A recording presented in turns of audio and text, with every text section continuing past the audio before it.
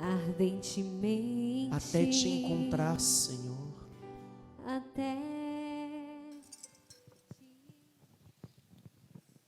Naquele tempo, vendo Jesus as multidões, subiu ao monte e sentou-se.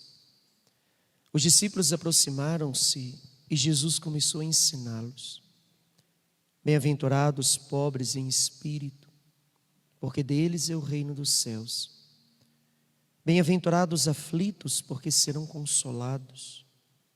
Bem-aventurados os mansos, porque possuirão a terra. Bem-aventurados que têm fome e sede de justiça, porque serão saciados. Bem-aventurados misericordiosos, porque alcançarão misericórdia. Bem-aventurados puros de coração, porque verão a Deus. Bem-aventurados que promovem a paz, porque serão chamados filhos de Deus. Bem-aventurados que são perseguidos por causa da justiça, porque deles é o reino dos céus.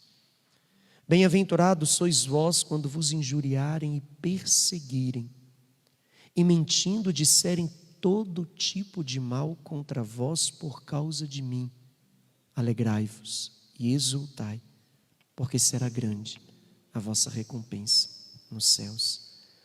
Palavra da salvação. Glória a vós, Senhor. É assim a geração dos que procuram o Senhor. É assim a geração dos que procuram o Senhor. É assim a geração. É assim a geração dos que procuram o Senhor. É assim a geração dos que procuram o Senhor. Ave Maria, cheia de graça, o Senhor é convosco. Bendita sois vós entre as mulheres. Bendito é o fruto do vosso ventre, Jesus. Santa Maria, Mãe de Deus, rogai por nós, pecadores, agora e na hora de nossa morte. Amém. São José, valei-me. Valei-me, São José. Divino Espírito Santo, Descei sobre nós e permanecei conosco para sempre. São Padre Pio, Rogai por nós. São João Paulo II, Rogai por nós. Beata Helena Guerra, Rogai por nós. Santa Gema. Rogai por nós. Jesus, vendo as multidões, subiu ao monte, sentou-se e começou a ensiná-los. A palavra de hoje não tem milagres. A palavra de hoje não tem cura. A palavra de hoje não tem libertação.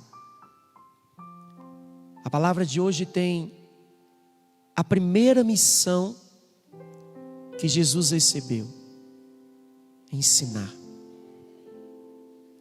O ministério do ensino, que traz a salvação, o conhecimento que traz a experiência da graça de Deus. Por isso que ele vai dizer na sua primeira pregação: o Espírito do Senhor está sobre mim, porque me enviou a anunciar a boa nova. O conhecimento que traz a experiência, o conhecimento que traz a graça, o conhecimento que me faz participar das verdades eternas e das promessas de Deus. Por isso ele saía a ensinar. E todas as curas, milagres, prodígios que faziam eram apenas sinais para comprovar a sua palavra, o seu ensino, e para mostrar que diante do seu ensino, diante do reino que ele está instituindo, não existe lugar para o sofrimento, não existe lugar para a dor, não existe lugar para a enfermidade, não existe lugar para o pecado, não existe lugar para a opressão. Por isso passava curando, libertando e perdoando. Mas o primeiro ministério e missão de Jesus é o do ensino. Ele viu a multidão. Era um número grande de pessoas. E a palavra nos fala que Jesus, quando olhava para as pessoas, Jesus não olhava a multidão. Jesus percebia o que cada um vivia, o que cada um sentia, mesmo no meio da multidão. E ele viu ali pessoas que se sentiam aflitas, pessoas que estavam cansadas, pessoas que tinham perdido terras, pessoas que haviam perdido propriedades, que tinham fome de justiça, pessoas que precisavam do consolo de Deus, que estavam sendo perseguidas, que estavam sendo caluniadas, que enfrentaram vários tipos de dificuldades. E Jesus vai percebendo o coração, a necessidade de cada um. E ele então, vendo a multidão, ele vai para o monte. E a multidão vai atrás. Então Jesus, diante da multidão, senta. Jesus foi ao monte e sentou-se. O ato de sentar significa um ensino que ele vai agora conceder com autoridade. Todas as vezes que Jesus vai sentar e ele vai ensinar, e quando a palavra nos fala que ele sentou, ele está então trazendo naquele momento um ensino de autoridade que vem do Pai. E ele percebeu diversas necessidades naquelas pessoas, tristes, aflitos, cansados, perseguidos, caluniados, com sede de justiça. Ele vai mostrar que todas essas situações, independente da origem, nós só conseguimos resolver e enfrentar se estivermos em intimidade com Deus. Por isso o monte. Por isso ele vai para o monte. O monte é o lugar onde Deus se revela. O monte na Sagrada Escritura é o lugar onde Deus fala. O monte na Sagrada Escritura é o lugar onde Deus faz aliança. O monte na Sagrada Escritura é o lugar onde o povo se refugiava para receber de Deus todo o conhecimento que eles precisavam para serem direcionados no caminho e permanecerem diante de Deus, diante das decisões, diante das escolhas, diante das dificuldades, diante dos riscos, diante dos perigos. O monte na Sagrada Escritura é um lugar sagrado da presença de Deus. Felizes os puros de coração, porque verão a Deus. O Deus que nós professamos não é um Deus mudo, não é um Deus escondido, não é um Deus morto, mas é um Deus que fala, um Deus que vê, um Deus que orienta, um Deus que provê, um Deus que se manifesta, um Deus que se revela. Mas eu preciso buscar, eu preciso querer, eu preciso fazer a minha parte para que Deus possa falar, mostrar, conduzir, orientar. O primeiro ato para que Deus possa conduzir uma alma é que essa alma queira primeiro ser conduzida por Deus. Senão de nada adianta Deus falar, Deus orientar, se eu não vou ouvir. Se eu não quero ouvir, se eu quero fazer só a minha vontade, se eu quero realizar só o meu querer. Deus vai falar na medida que eu tiver abertura para fazer aquilo que Ele disser. Por isso Deus entra nos sonhos de José, porque ele era capaz de abrir mão dos seus sonhos para fazer os sonhos de Deus, mesmo que os sonhos de Deus fossem contrários àquilo que Ele queria. E Jesus, quando leva o povo para o monte, e nesse dia que a igreja celebra todos os santos,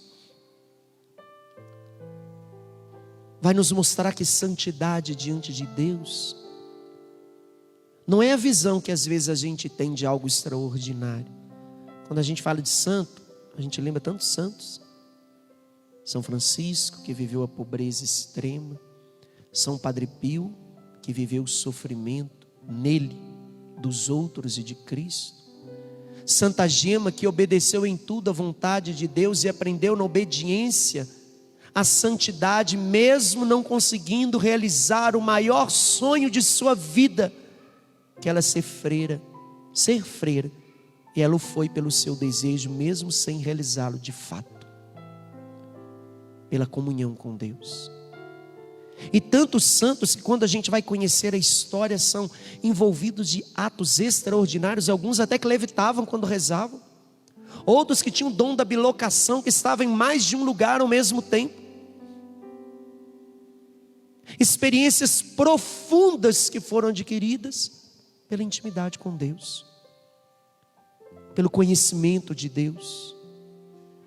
E santidade significa intimidade. Por isso Jesus leva o povo para o monte, para que eles pudessem ouvir, para que eles pudessem conhecer, diante das situações que eles estavam vivendo, aquilo que é o querer de Deus. Mas para isso eu preciso ter intimidade com Deus. Intimidade significa conhecimento. Conhecimento significa tempo gasto. Eu só posso dizer que eu conheço alguém se eu gasto tempo com essa pessoa. E o vínculo verdadeiro do conhecimento do outro é a amizade. Aquilo que mantém qualquer tipo de relacionamento. Um relacionamento, para se tornar uma família, não tem que iniciar pelos desejos da carne, pela beleza física. Se não for amigos, vai durar um tempo. Se não forem amigos, é só questão de tempo, porque a beleza não é para sempre. Daqui a um tempo vem as rugas, vem as gordurinhas, cai tudo. E se não criou um vínculo de amizade, não permanece. Amizade que significa conhecer o outro, entender o outro, compreender o outro naquilo que ele é, não naquilo que eu quero que ele seja, mas naquilo que ele é na sua realidade. Ter tempo para estar com o outro, ouvir o outro, escutar o outro. Hoje a maior dificuldade que a humanidade enfrenta é a solidão acompanhada, que é pior do que a solidão de estar só. Pessoas que às vezes estão juntas uma da outra, casadas, vivem juntos, mas um conhece o outro. Incapaz de perceber o que o outro está sentindo, o que o outro está passando. Quando a gente conhece de verdade, o conhecimento ultrapassa a comunicação verbal. Quando se conhece de verdade, tem intimidade, amizade, é capaz de perceber o outro sem o outro falar nada, não precisa nem de palavras. Tem amigos que quando olham para o outro não precisa de nada, né? Quando tem tempos de convivência juntos, caminham juntos, tem cumplicidade, tem experiências de vidas compartilhadas, só de olhar para o outro já sabe quase o que o outro está pensando. Isso significa amizade, cumplicidade, e isso precisa ter nos relacionamentos entre marido e esposa, entre irmãos, irmãos que precisam ser, além de consanguinidade, amigos. Marido e esposa que precisam ser amigos, mãe e filha, pai e filho que precisam ser amigos, conhecer o outro, ter tempo para o outro. E não existe amizade sem tempo gasto com o outro. Aquilo que sustenta todo relacionamento. Você é capaz de saber o que seu esposo está vivendo, passando, sem ele falar, sim ou não? Quem é esposa? Se não souber entender o comportamento do seu marido, se chegar a algum determinado momento você disser, uai, que comportamento esquisito, não estou te conhecendo não, sinal que ainda não está na amizade. Porque a amizade tudo se revela, a amizade tudo se compreende, tudo se vê. Aquilo que Jesus vai dizer para os discípulos: eu não chamo vocês mais de discípulos, eu não chamo vocês mais de servos, eu não chamo vocês mais de apóstolos, mas eu chamo vocês de amigos, porque eu dei a vocês de conhecer tudo, não foi uma parte somente, eu dei a vocês de conhecer tudo que o Pai me revelou, tudo. Isso significa vida gasta, caminhar juntos, dividir as horas do dia, partilhar as dificuldades do dia a dia, perceber, ouvir, compreender o outro nas realidades que ele vive do dia a dia. E hoje a gente vive numa ditadura do relógio, o tempo da pressa. Tudo que a gente vai fazer, está todo mundo apressado. Mas o que você vai fazer? Estou com pressa para tudo. Se eu sento para tomar café com alguém, com a família, quase que é tudo horário marcado. Tenho tantos minutos para correr, para ir, para começar o trabalho, para começar a minha vida. E no trabalho é tudo muito corrido, chega em casa também tudo muito corrido. E a gente está indo para onde com essa correria? Eu me recordo uma vez que eu estava fazendo um curso em São Paulo. E aquela loucura daquele metrô, que quase que você não entra, eles te levam, né? Você fica parado esperando quando o metrô chega, aquela porta abre. Se você não for, eles te levam, não precisa nem de sair. Você vai, eles te levam, aquela correria, o povo entrando, saindo, correndo. Eu tinha acabado o curso, estava de tardezinho, às 5 horas da tarde, estava indo para o lugar que eu estava hospedado. E quando eu me deparei, eu estou assim, eu estou correndo por quê? Eu não tenho nada para fazer agora, para que eu estou correndo igual todo mundo está correndo? A gente vai entrando numa correria, num desespero. A gente sempre está atrasado para tudo. Pessoas então que não precisa de ninguém, elas mesmas se desorganizam. E está atrasado para tudo. Atraso para dormir, já acorda cansado, acorda com sono. Aí já começou o dia cansado, começa o dia correndo, não tem tempo para ninguém. Aí já começa irritado, uma coisa que não dá certo, um trânsito que atrasa. Chega no trabalho, as coisas não dão certo. Aí vai vivendo aquela correria e não sente o que está fazendo. Está vivendo automático. Não está vivendo, está sobrevivendo, arrastando uma vida. Não está sentindo o dia, não está sentindo aquilo que faz. A pressa, os excessos, a correria, a desorganização que às vezes nós vamos vivendo, vai rompendo os relacionamentos ao nosso redor, vai tirando o sentido daquilo que fazemos. Vai chegar a determinado momento que eu preciso fazer escolhas, e às vezes eu vou precisar abrir mão de algumas coisas, sim. Perder para ganhar, para estar junto, para conviver com o outro, para sentir o outro. Padre, mas eu tenho que fazer tudo, eu tenho que dar conta da minha casa, da minha família, eu que pago as contas.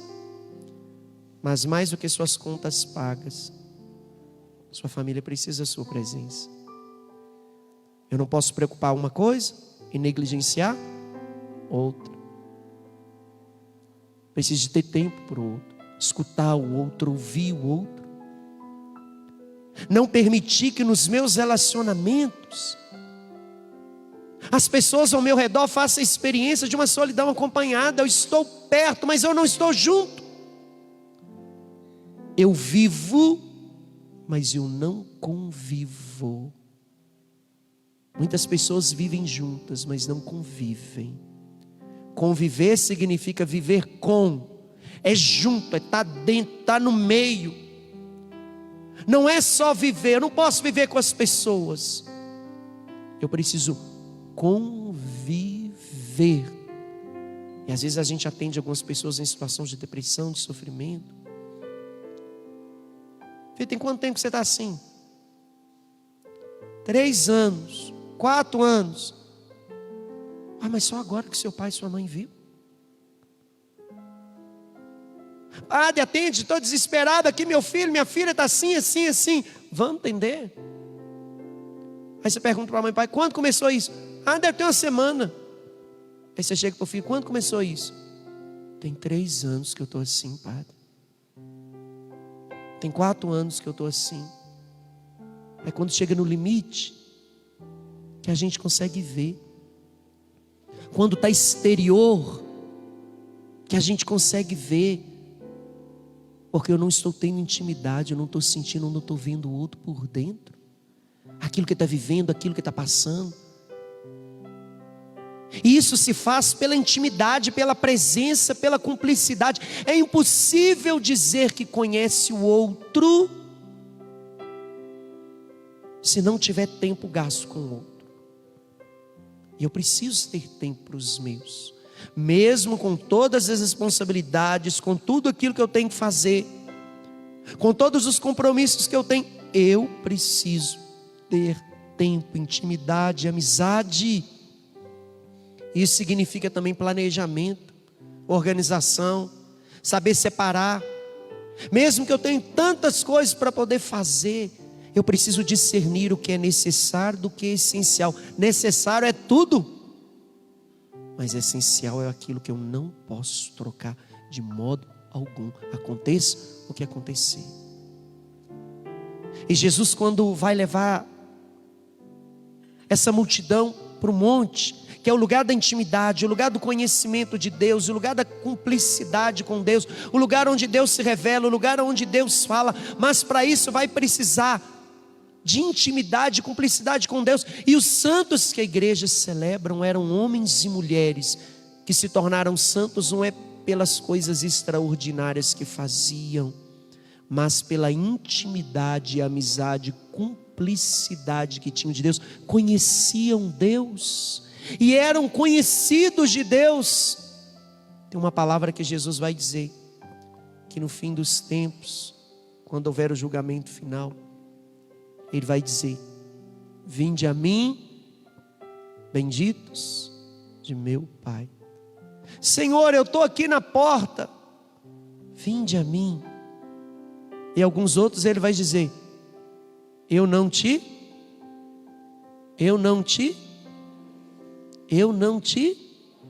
Você é conhecido de Deus, o que vai nos dar salvação eterna, o que vai nos dar o direito de entrar nos céus. Senhor, eu aqui, Senhor. Acho que não existe palavra pior do que ouvir de Jesus: eu não te conheço. De onde que você vem? Quem que você é? E a palavra ainda fala: Senhor, eu curei em seu nome, eu falei em seu nome, eu fiz tantas coisas em seu nome. Eu não sei de onde que você vem, eu não te conheço. Eu preciso me tornar conhecido de Deus. E tornar-se conhecido de Deus não é fazer algo para Deus, não. É intimidade com Deus, cumplicidade com Deus, tempo com Deus, presença com Deus. Isso significa santidade, isso significa crescimento espiritual. O crescimento espiritual se faz no crescimento na amizade com Deus. Existem irmãos de sangue que quando você olha são mais do que irmãos, são amigos.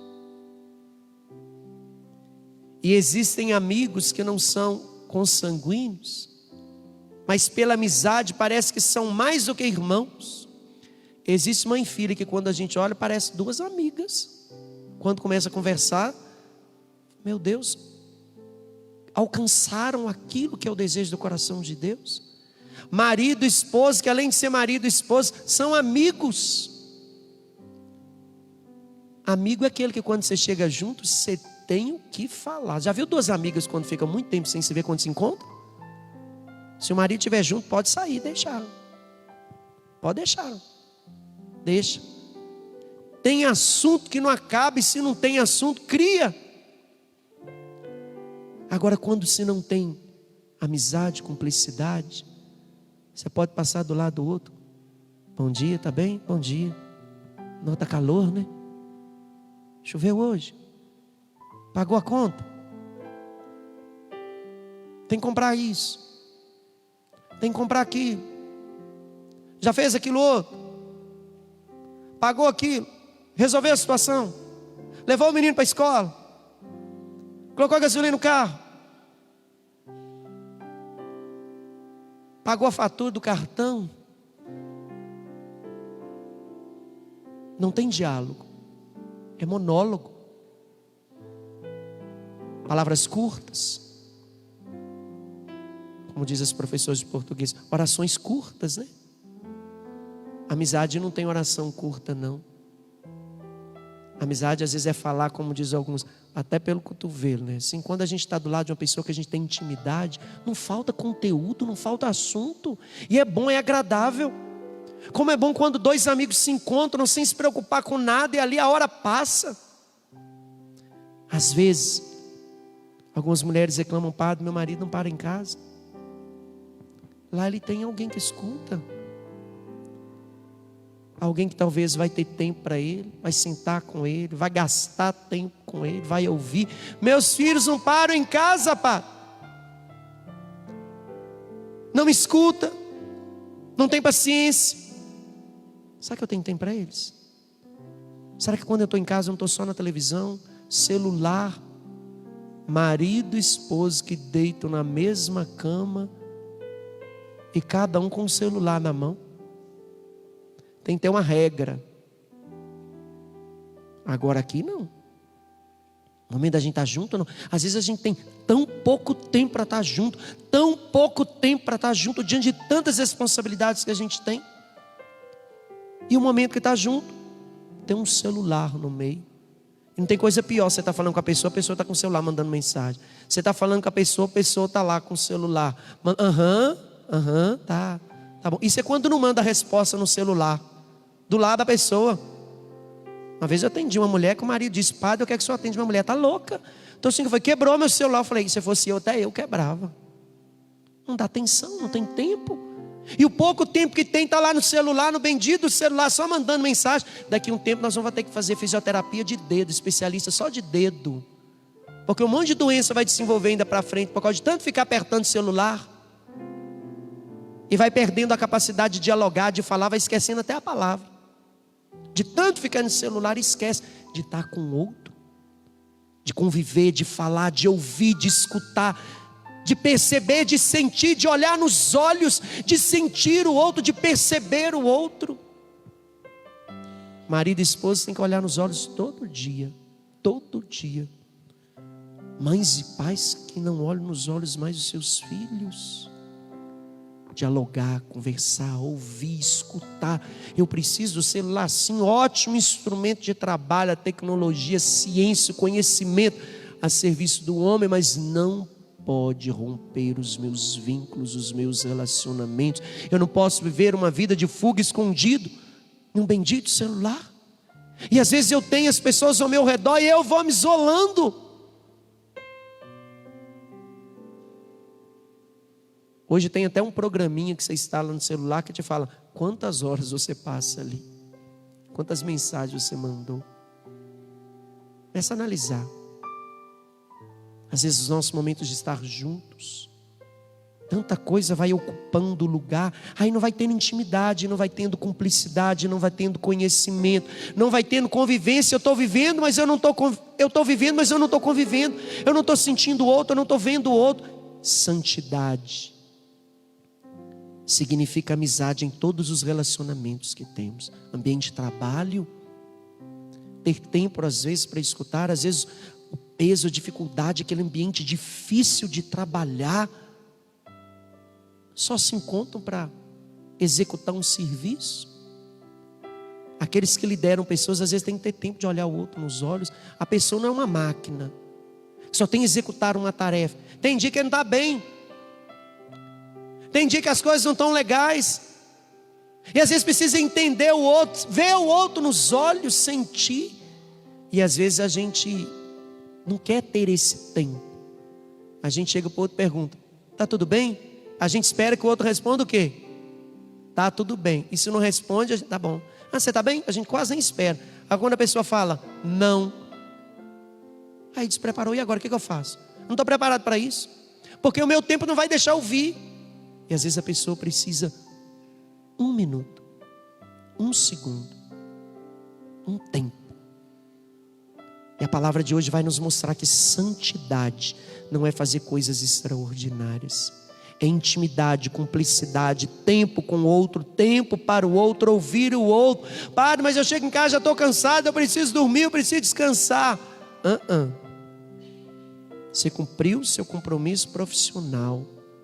Mas você tem uma esposa dentro de casa, você tem um filho, você tem uma filha, você tem uma mãe, você tem um irmão que está dentro de casa, que você precisa ter tempo. Às vezes a gente passa a correria, dias, semanas, meses, vivendo junto, mas sem ver o outro, sem conviver, sem sentir, até sem ver o outro.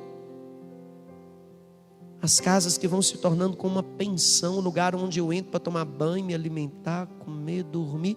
Eu vejo, mas eu não estou com o outro. Triste isso. Em alguns momentos eu vou precisar de fazer escolhas, abrir mão de algumas coisas, porque eu preciso estar com os meus.